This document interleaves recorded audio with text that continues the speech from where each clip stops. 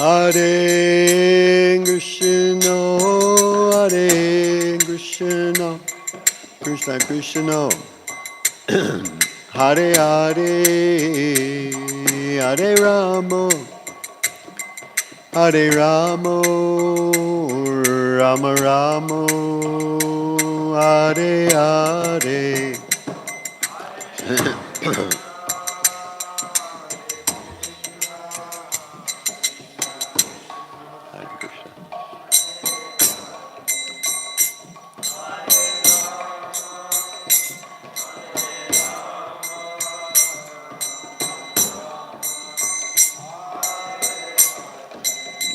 Jaya Prabhupada, Prabhupada Jaya, Prabhupada Jaya Prabhupada.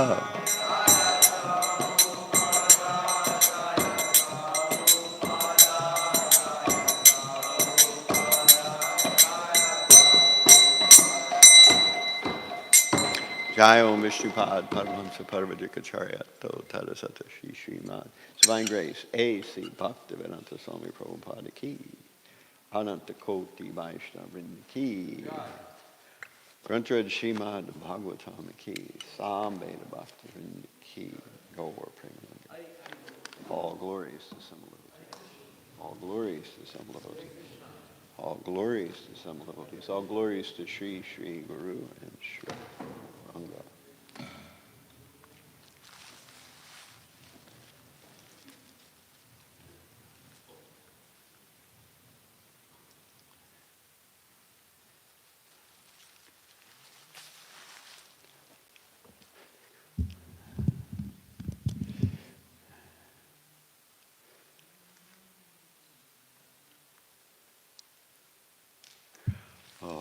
Om Namo Bhagavate Vasudevaya.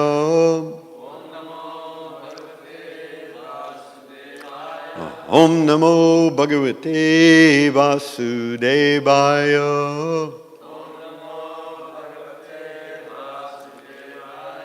Om Namo Bhagavate Vasudevaya.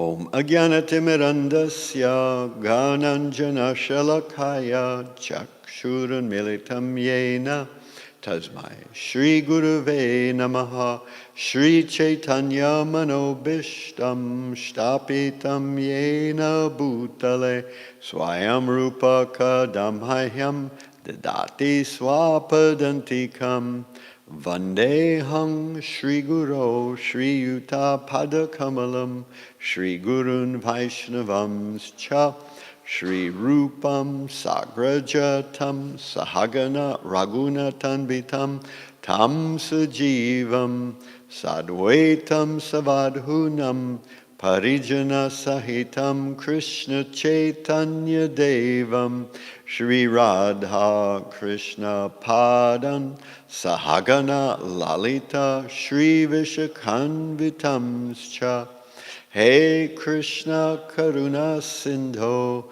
Dinabandho Jagatpate Gopesha Gopika Kanta Radha Kanta Namostute Tapta Kanchana Gaurangi Radhe Vrindavan Eshvari Vrishabhanu Sute Devi Pranamami Hari Priye Vanchakalpatarubhyascha Kripa Sindhu Bhya Evacha Patitanam Pavanebhyo Vaishnavebhyo Namo Namaha Shri Krishna Chaitanya Prabhu Nityananda Shri Advaita Gadadhara Shri Vasadi Gaur Bhaktavrinda Hare Krishna Krishna Krishna Hare Hare Hare Rama Rama Rama Hare Hare Hare Krishna Krishna Krishna Hare Hare Hare Rama Rama Rama Rama Hare Hare. Okay, so we're beginning a new chapter as far as I recognize. Canto 3, chapter 22, text 1. And chapter 22 is entitled, what is it entitled? It's not telling me. I'll have to pop out of this chapter to see what it's called. Even then it's not telling me. Marriage of Kardama Muni and Devahuti. That's what chapter 22 is called. So the first verse I'll just read solo, and then we can responsively do verse 2. Maitreya uvacha evam avishkritasesha guna karmodayo munim savrida evatam samrad uparatam uvacha. Maitreya uvacha evam avishkritasesha guna karmodayo munim savrida evatam samrad uparatam uvacha. And the translation of this verse. Sri Maitreya said, after describing the greatness of the emperor's manifold qualities and activities, the sage became silent, and the emperor, feeling modesty, addressed him as follows. Well, this is kind of a setup verse, and then this is what Swami Manu said. Manur uvacha, Manur uvacha, Brahma srijatsa mukhato, Brahma srijatsa mukhato, Yushman atma paripsaya, Yushman atma paripsaya, Chando mayastapo vidya, Chando mayastapo vidya, Yoga yuktan alampatan, Yoga yuktan alampatan, Manur uvacha, Brahma srijatsa mukhato, Yushman atma paripsaya, Chandomayastapo vidya, Yoga yuktan alampatan,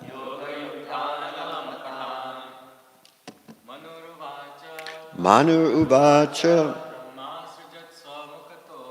Brahma srijatsa mukhato, Yushman atma paripsaya, Chandomayastapo vidya, Yoga yuktan alampatan, Manur uvacha, Brahma srijatsa mukhato, Yushman atma paripsaya, Chandomayastapo vidya, Yoga yuktan alampatan, Manur uvacha, Brahma srijatsa mukhato, Yushman atma paripsaya, Chandomayastapo vidya, Yoga yuktan alampatan, Manur uvacha, Brahma srijatsa mukhato, Yushman atma paripsaya, Chandomayastapo vidya,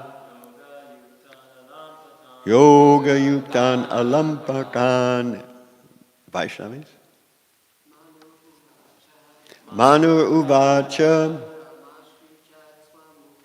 Brahmasharjatsa Mukato Yushmanatma Paripshaya Chandomayastapovidya Yoga Yuktan Alampatan Manu Uvacha Brahmasharjatsa Mukato Yushman Atma Paripshaya Chandomayastapovidya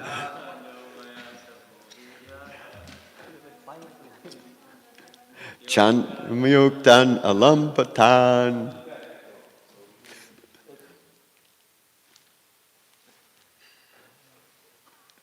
A whirlwind demon. Everything is blowing over here. Okay, so Manu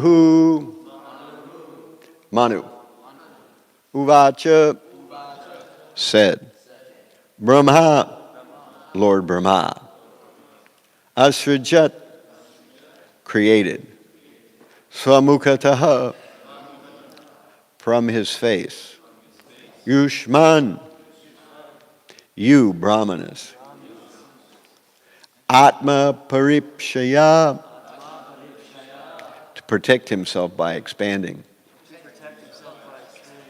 Chandamayaha, the form of the Vedas, Tapa Vidya Yoga Yuktan, full of austerity, knowledge, and mystic power. Alampatan, averse to sense gratification. So here is what the verse translates. Manu replied, to expand himself in Vedic knowledge, Lord Brahma, the personified Veda, from his face created you, the Brahmanas, who are full of austerity, knowledge, and mystic power, and are averse to sense gratification. So, responsively, Manu replied, to expand himself in Vedic knowledge, Lord Brahma, the personified Veda, from his face created you, the Brahmanas, who are full of austerity, knowledge and mystic power, and are adverse to sense gratification. Okay, so here is the purport by Srila Prabhupada. The purpose of the Vedas is to propagate transcendental knowledge of the absolute truth. The Brahmanas were created from the mouth of the Supreme Person, and therefore they are meant to spread knowledge of the Vedas in order to spread the glories of the Lord. In Bhagavad Gita also, Lord Krishna says that all the Vedas are meant for understanding the Supreme Personality of Godhead. It is especially mentioned here, Yoga Yuktan Alampatan, that the Brahmanas are full of mystic power and are completely averse to sense gratification. Actually, there are two kinds of occupation. One occupation in the material world is sense gratification, and the other occupation is spiritual activity to satisfy the Lord by his glorification. Those who engage in sense gratification are called demons, and those who spread the glorification of the Lord or satisfy the transcendental senses of the Lord are called demigods. It is specifically mentioned here that the Brahmanas are created from the face of the cosmic personality or the Virat Purush. Similarly, the Kshatriyas are said to be created from his arms, the Vaishyas are created from his waist, and the Shudras are created from his legs. Brahmanas are especially meant for austerity, learning, and knowledge, and are averse to all kinds of sense gratification. Manur uvacha brahmashrujatsa mukhato yushmanatma paripshya chandomayastapo vidya yoga yuktan alampatan. Manu replied, to expand himself in Vedic knowledge, Lord Brahma, the personified Veda, from his face, created you, the Brahmanas, who are full of austerity, knowledge, and mystic power, and are averse to sense gratification.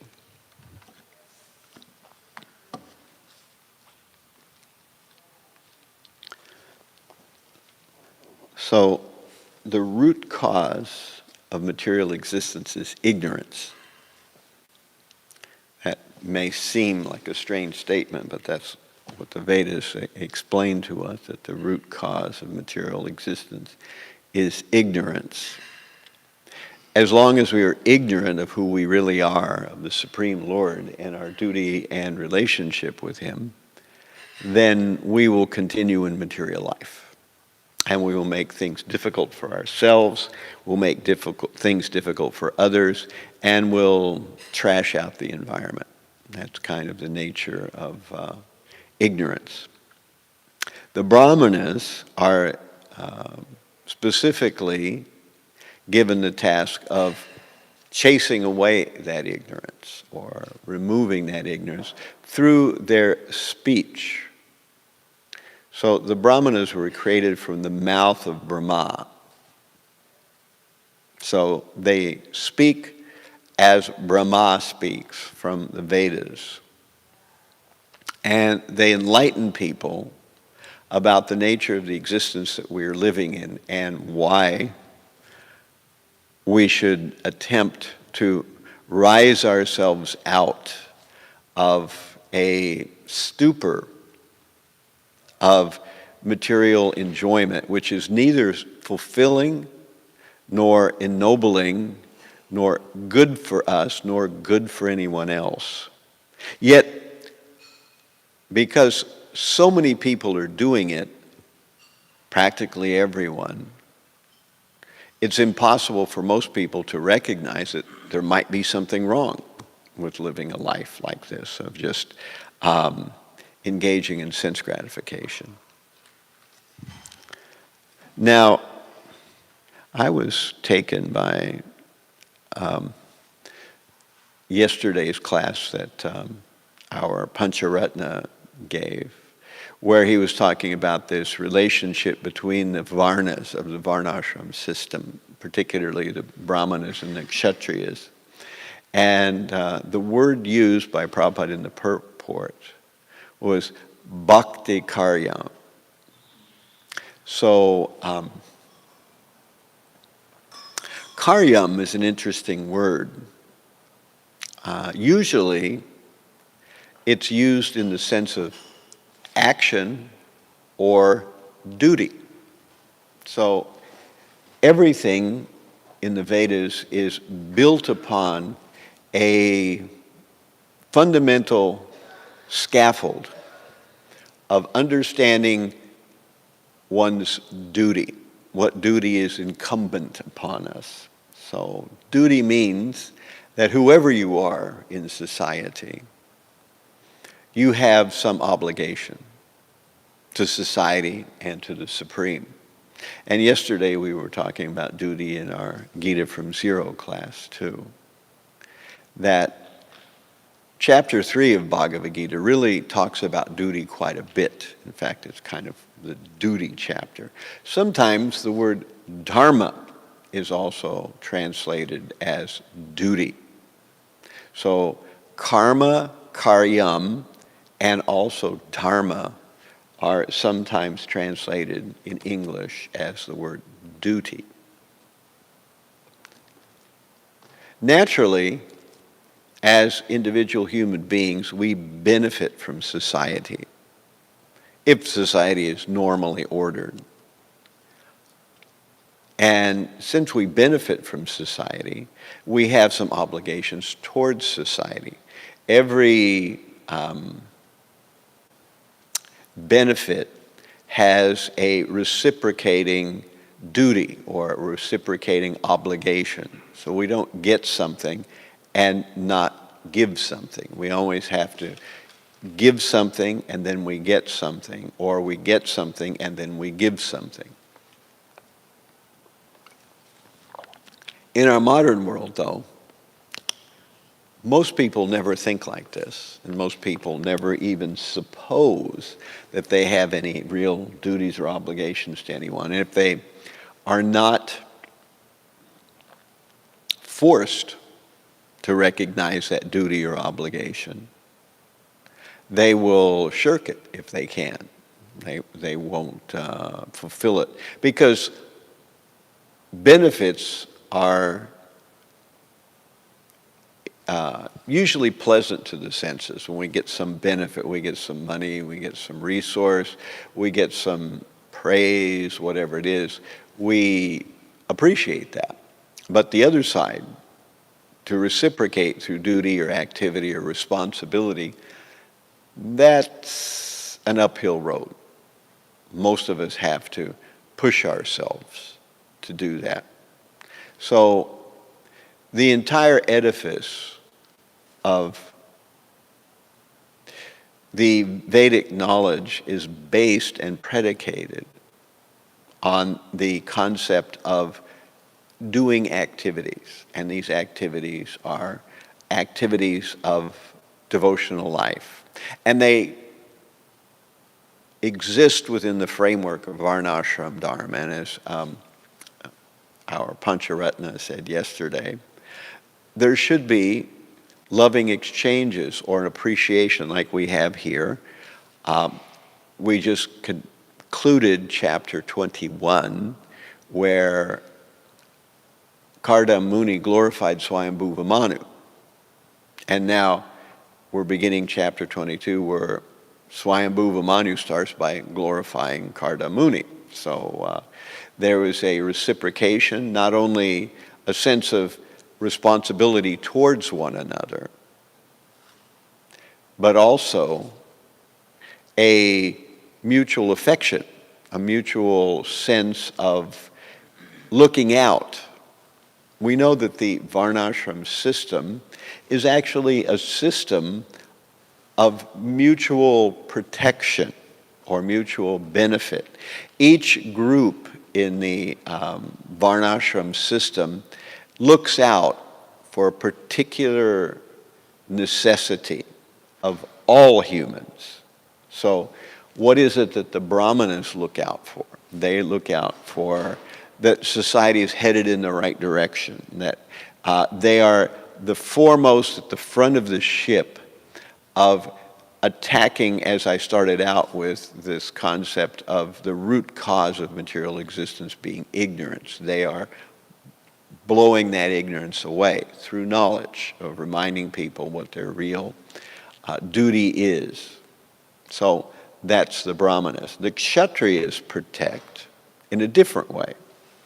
They protect by physically prohibiting bad actors in society or outside society from causing harm to members in society. So that's our administrators, police force, and military.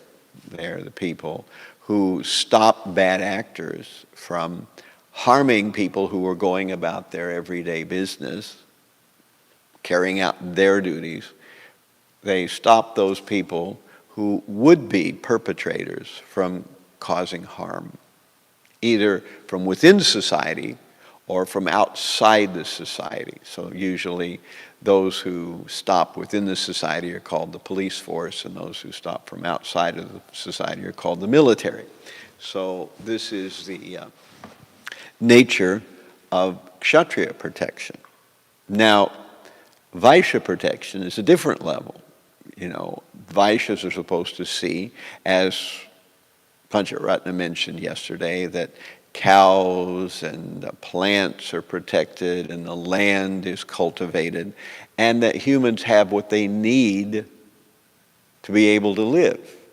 If we are starving or we don't know how to grow the right crops or whatever to get our clothes, then we're in difficulty. But it's the Vaishyas who do that part. And then the Sudras, they protect by filling in all the gaps everywhere. They do whatever else is necessary. There's a lot of things that need to be done in any society, whether it's highly technological like ours is now, or whether it's completely non-technological. In any case, there's so many tasks that have to be carried out. Things have to be cleaned, items have to be moved around, things have to be inventoried. There are so many things that need to be done on a day-to-day basis. So they keep the entire society from bogging down in loose ends. You know, if things weren't cleaned, if things weren't organized, if things weren't moved from point A to point B, we would quickly grind to a halt.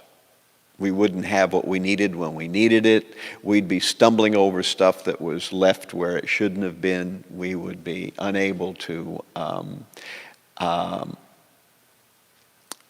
deal with things because everything was becoming nasty and covered in dirt and grime and so on and so forth. So in every way, this Varnashram system is intended for mutual respect and protection. And the Brahmanas or the Kshatriyas are not looking down on the Vaishyas and Shudras. They are actually looking out for their welfare. And the Vaishyas and Shudras aren't resentful of the Kshatriyas and Brahmanas because they are benefiting by their organization.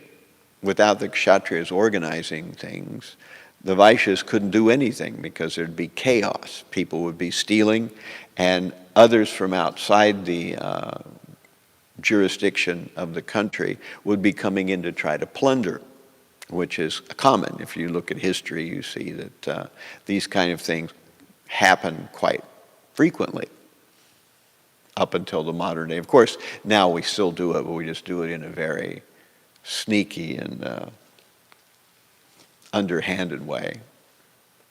But we don't get on big ships with axes and swords and just murder people and take everything they have and put them on our boat and sail away, as they used to in previous times.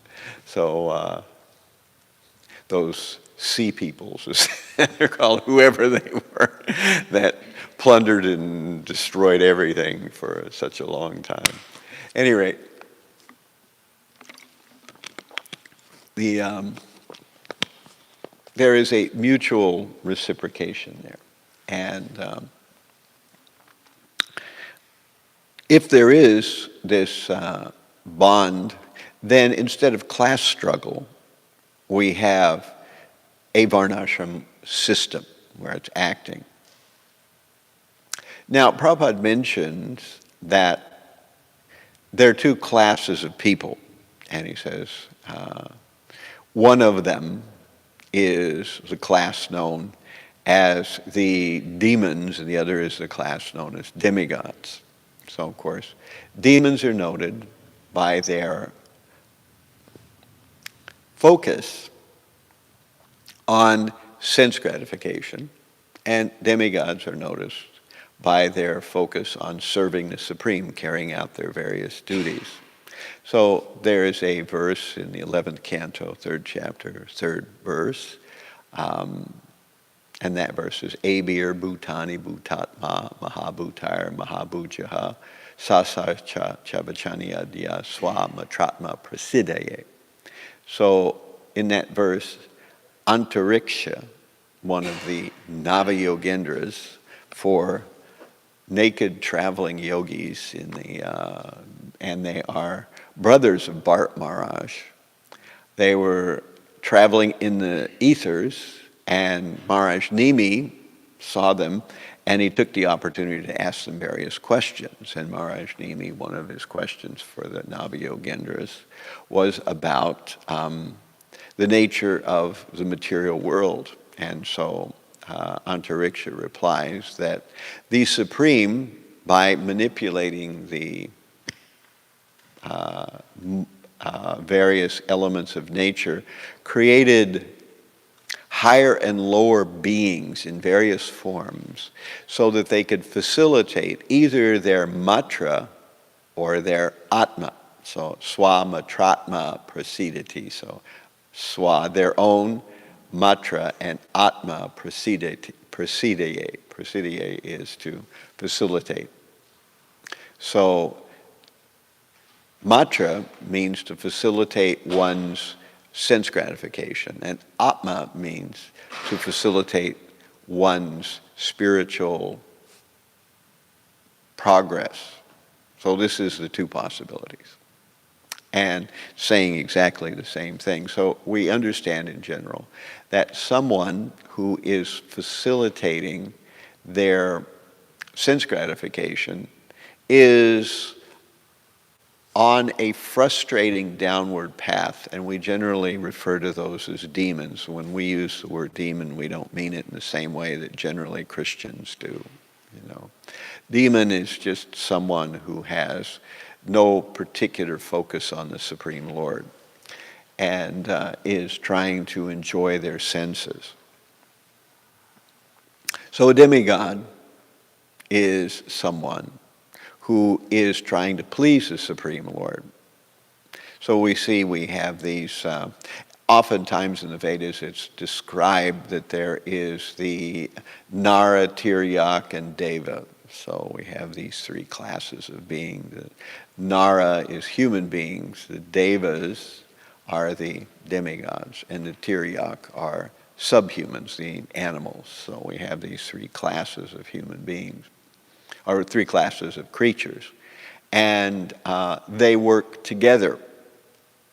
If the human beings are doing what they should do, then everything will be in a harmonious order, and there will be natural production, and there will be no want, and there will be a smooth functioning society, and making progress in spiritual life will be fairly easy and straightforward. In fact, if there's a functioning varnashram system, progress in spiritual life will kind of happen automatically to some extent, even for those people who are not serious about it.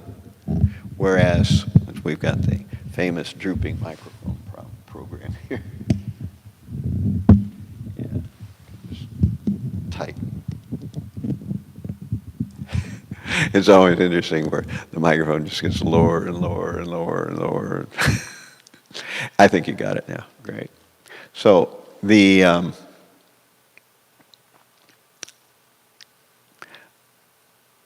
human beings, they can either create a wonderful situation in the universe or a terrible situation in the universe, depending on their orientation.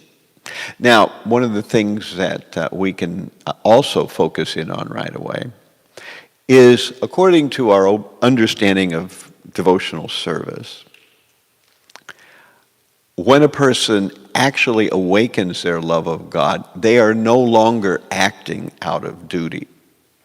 They're acting out of genuine affection for the Supreme. And so that's why devotional service, what we call sadhana bhakti, as well as the varnashram system, is based on these duties. Those duties may not be pleasant.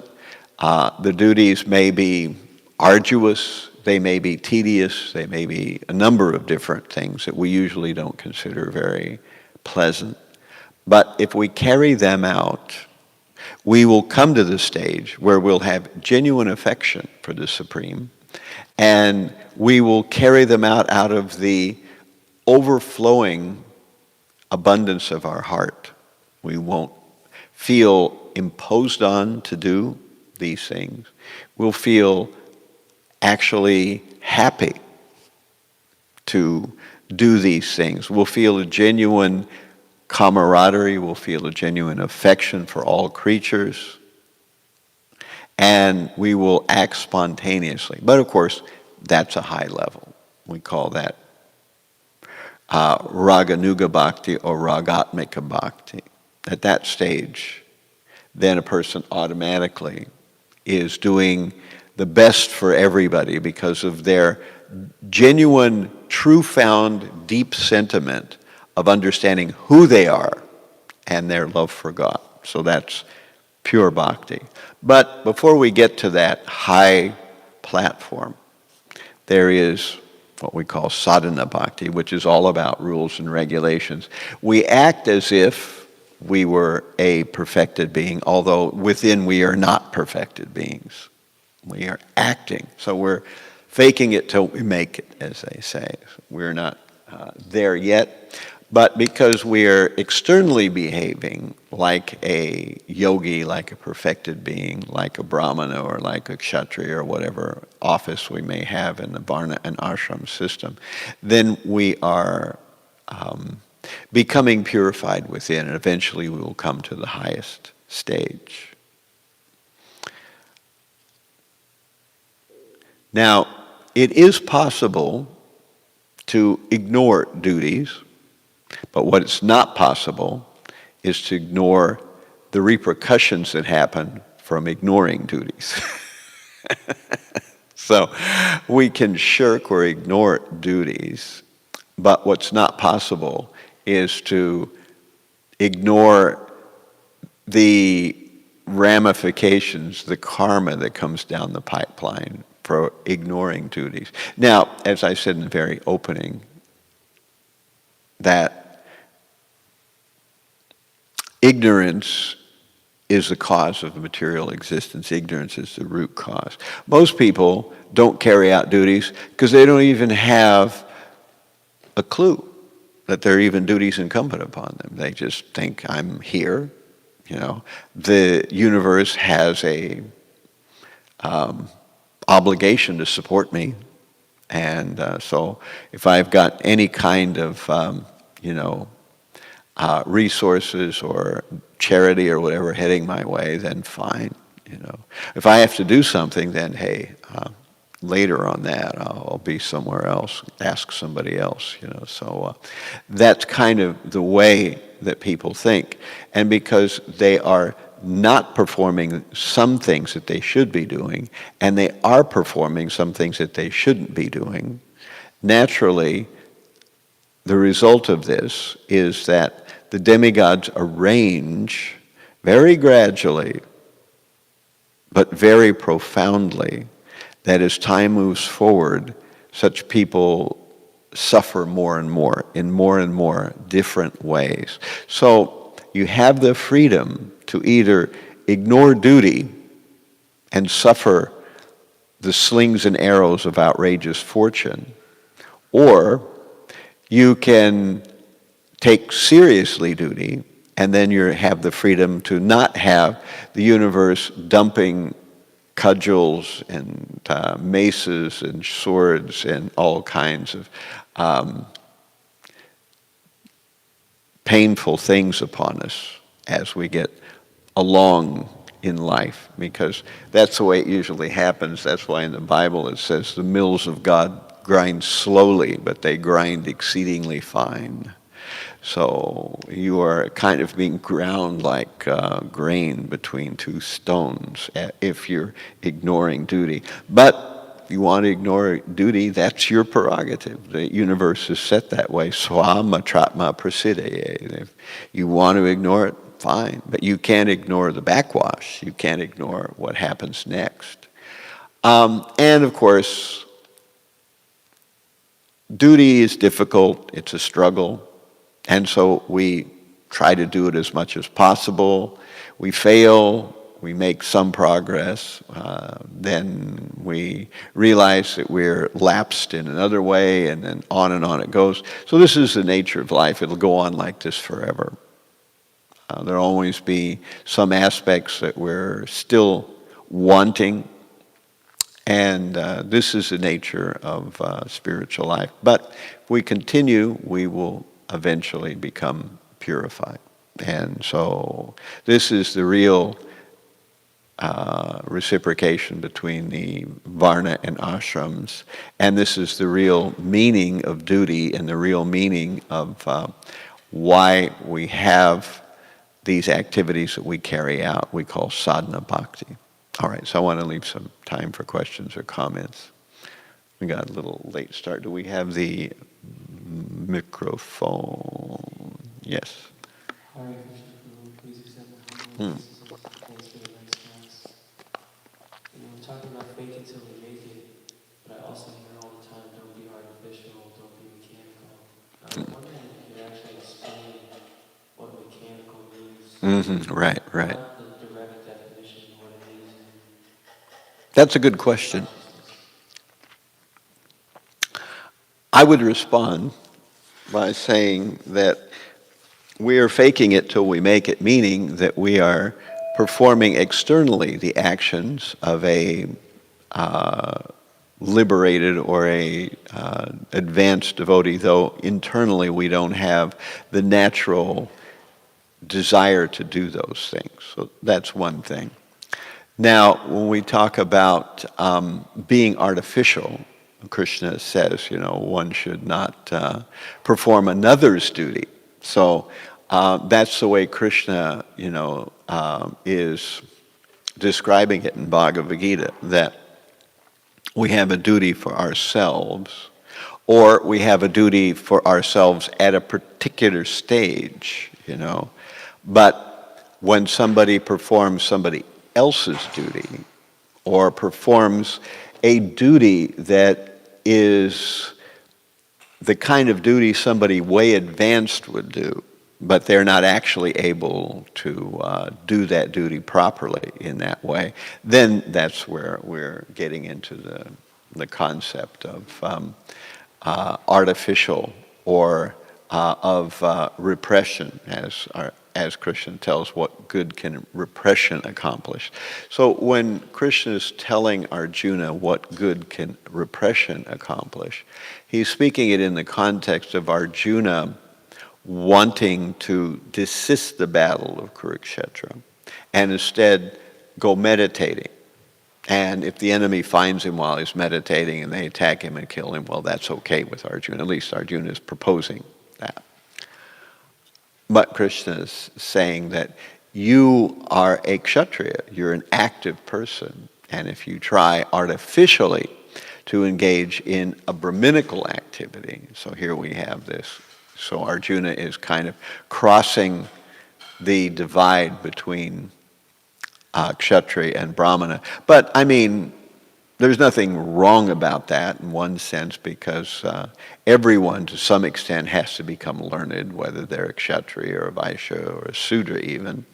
And at the same time, sometimes everyone might have to perform some kind of protective service, like a kshatriya in a certain circumstance.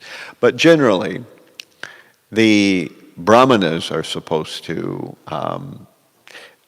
withdraw from society and engage in fasting and learning and all these kinds of things in meditation, whereas kshatriyas are supposed to be active, and that's what Arjuna's role is. And so that's why Krishna is saying, what good can repression accomplish?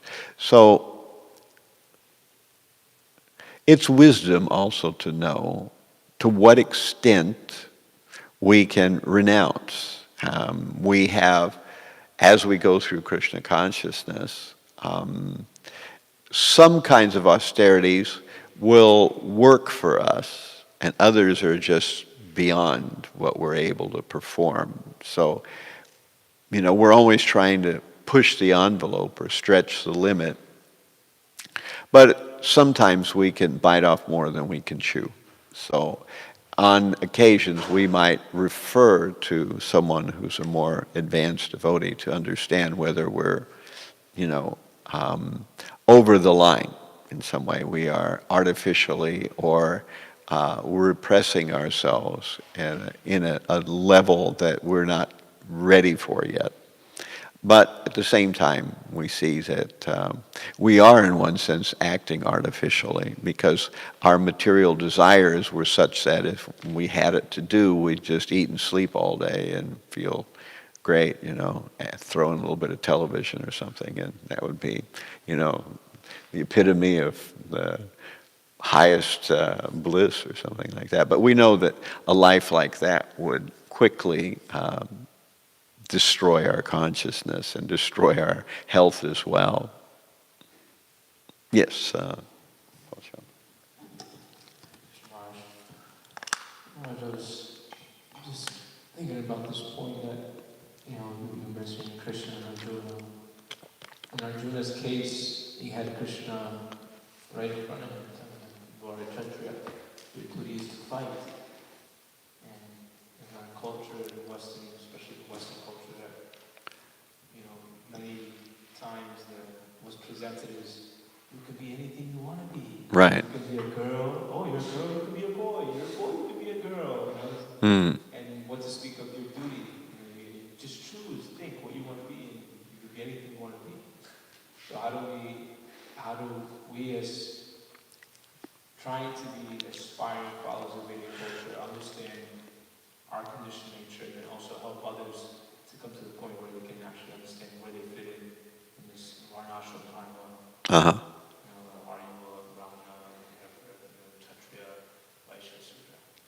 Well, generally speaking,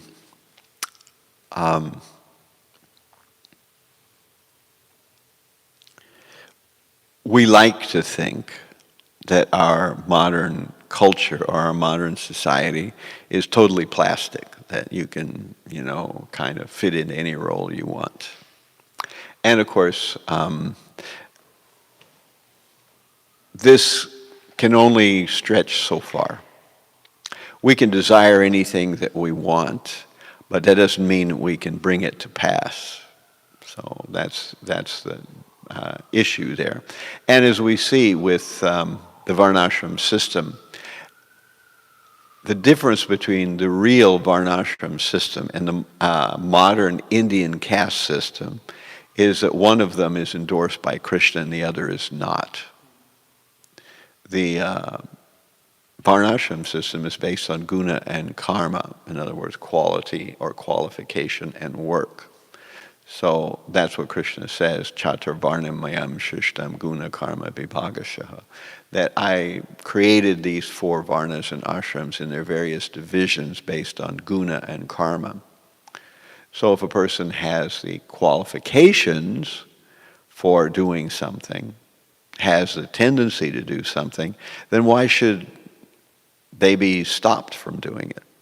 But at the same time, just imagining that you can do something, because usually the reason people act outside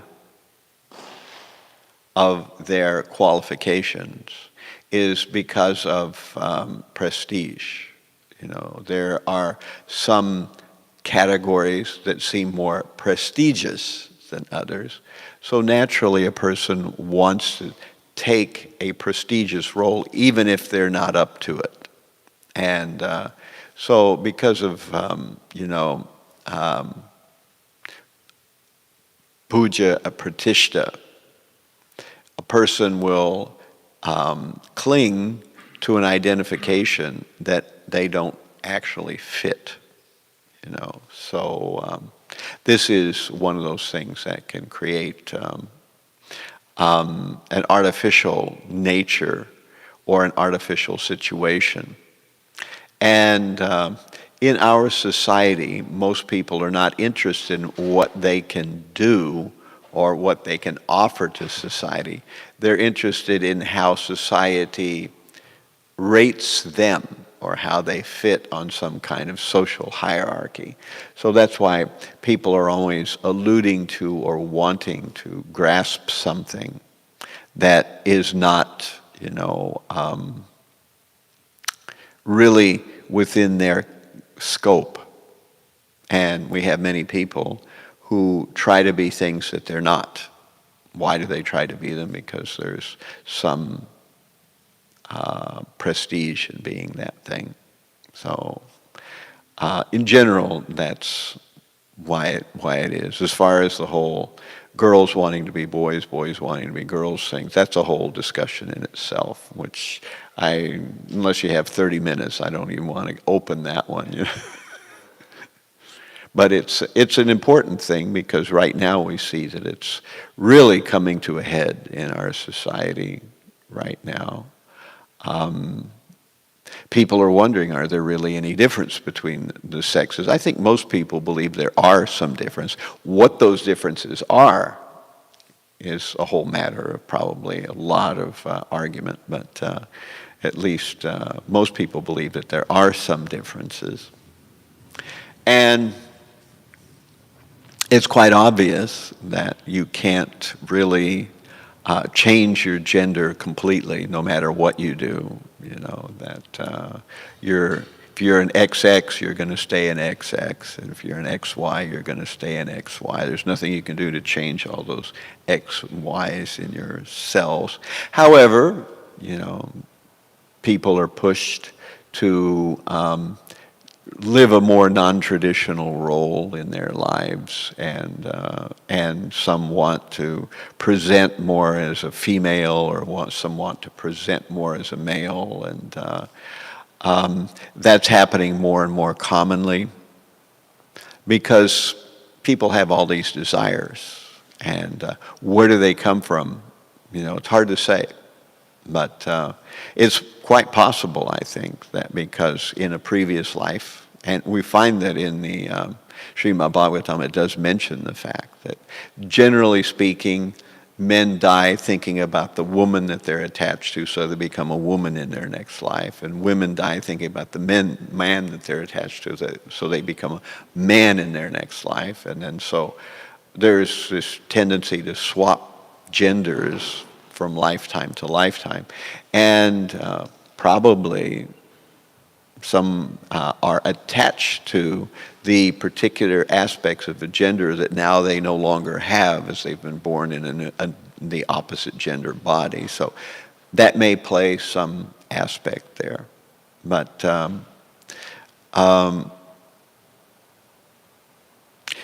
we know that whatever it is, that if the target of your actions and desires is to do anything that is basically sense gratification, you will ultimately be frustrated, whether that's changing your gender or becoming a rich business magnate or, you know, learning the stock market or whatever it happens to be. Whatever you are focused on, if it's basically only sense gratification, you will just, sure as anything, be frustrated one day, because one of two things will happen. Either you'll be able to achieve it if you have the right karma, which very few people do. If you have the right karma, you can maybe achieve whatever mundane material thing you want, but it won't actually satisfy you. And most people don't have the right karma.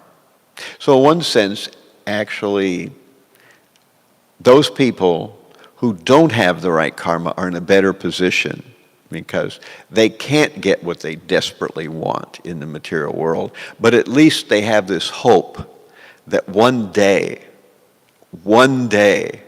I will get that pot of gold at the end of the rainbow. My ship will come in, you know. My dog will have its day, you know. I will find that home on the hill. I will have my place in the sun. There's so many of these, you know, colloquialisms that discuss this whole thing, you know. So they hope like that. Whereas what's even more sad is people who do have the right karma and do get what they're after, but then the most puzzling thing happens, that when you have good karma and you are actually able to connect with that material thing that you're desperately after, then something very strange happens. And that is that it doesn't satisfy you, even though now you have it. And you're puzzled because you've been taught all your life that material situations, material sense gratification, material prestige is what makes us happy. And when we get it after a long struggle and it doesn't make us happy, it's kind of like, what's up with that? This is what I thought was going to work, and it didn't work. And what do I do now? And this happens to people. And this is kind of the deep, dark hole of people who follow the process of trying to make it in the world by getting what they want according to their senses. Okay, so I guess if there are no more questions, we'll tap it off here, where it looks like we're about 7 minutes over or something thus, So thank you all very much for your kind attention. All glories to Śrimad Bhāgavatam, all glories to the Vaishnava, devotees of the Lord. Hare Krishna.